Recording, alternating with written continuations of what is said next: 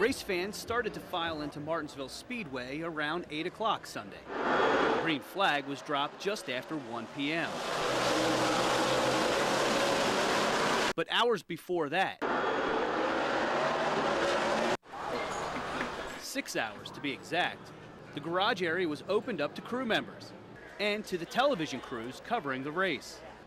For those watching at home, Sunday often begins with the show RaceDay on Speed. Wendy Venturini has been a reporter on the show for several years.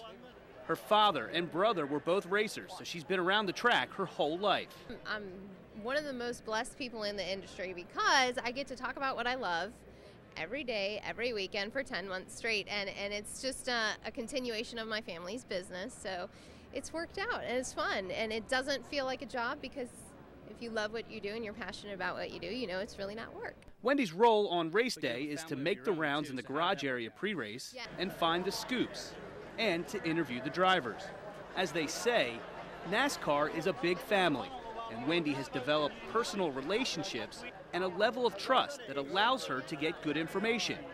But not all of it makes it to broadcast. I bet only about 20% of the information when we gets said back on television, and about 80% gets put in our back pocket for our own personal knowledge. But you walk that fine line of reporting what is the news and also reporting facts and reporting rumors, and we have to do it all. They know we're here to do a job too, but it's definitely the friendships and the trust factor all come into play, and that's how you get the good information.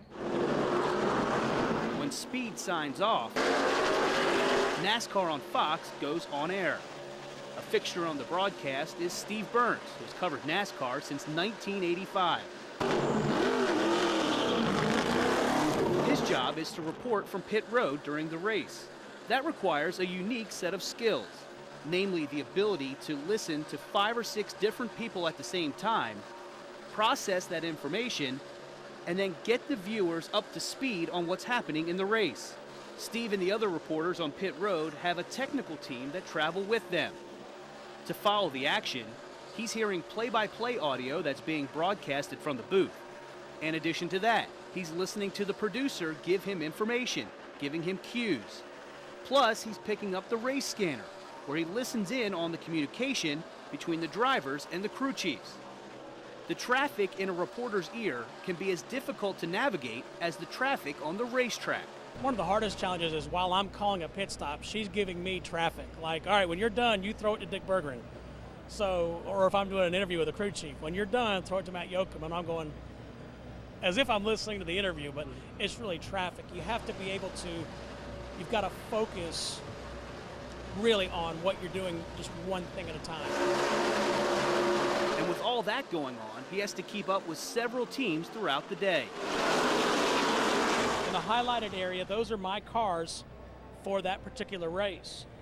And so we each have about, round numbers, 10 to 12 cars, okay? So I know that these are my guys, and that's who I'm going to focus on. The 4 NASCAR on Fox pit reporters rotate each week. Which one of them will handle victory lane? It's about as dramatic of a victory as we've seen. At Martinsville, Steve handled Ryan Newman's post-win interview. Once off air, it's off to the next racetrack.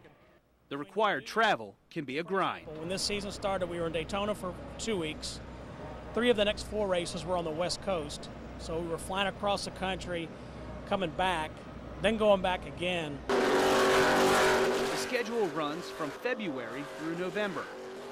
That's a lot of travel and a lot of time away from family for Steve. Wendy's husband is also in the industry, so family travels with her, including her 15-month-old son. And it's a long, grueling schedule, and we're all very blessed to be able to do it, but at the same token, you got to have a support system to fall back on when you are busy or you get caught up doing something, and we do have that on the road, so we're blessed to be able to have our son with us traveling.